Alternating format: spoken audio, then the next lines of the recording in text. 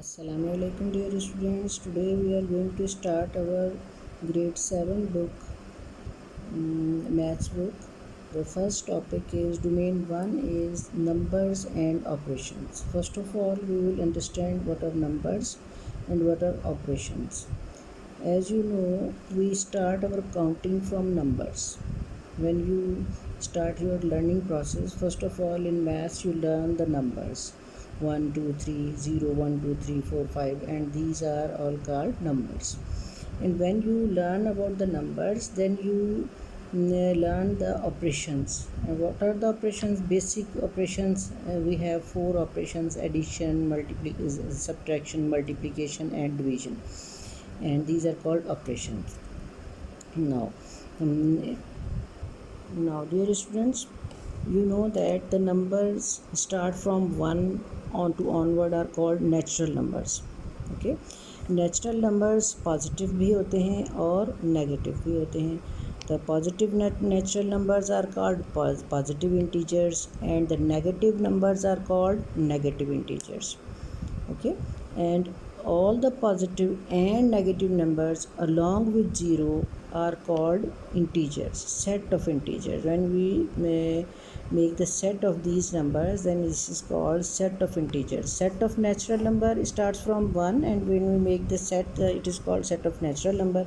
And when we add the 0 with the natural number, it will become whole number. You know that it is our previous knowledge.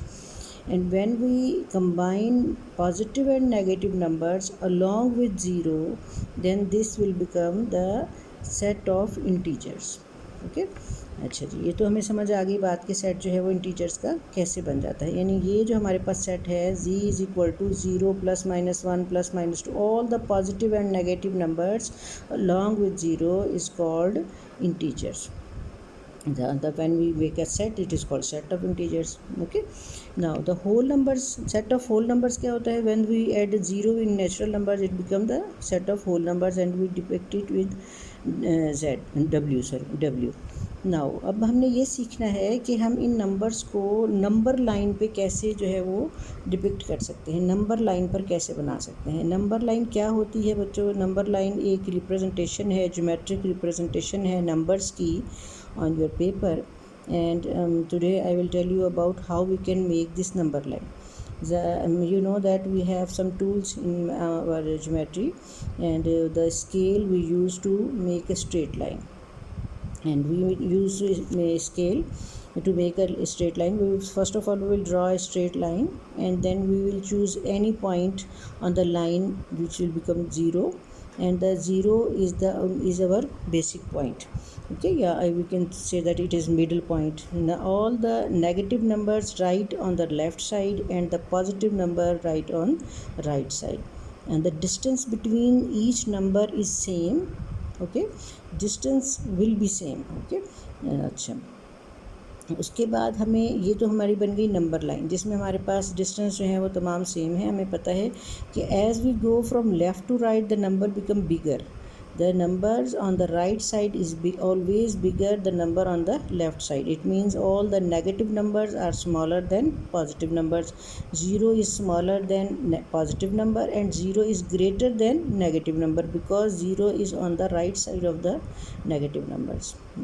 Each negative number which is going on left side will become smaller, and the number which is on the right side will be bigger. So we say that minus 2 is smaller than minus 1, and minus 1 is bigger than minus 2, because minus 1 is on the right side of minus 2.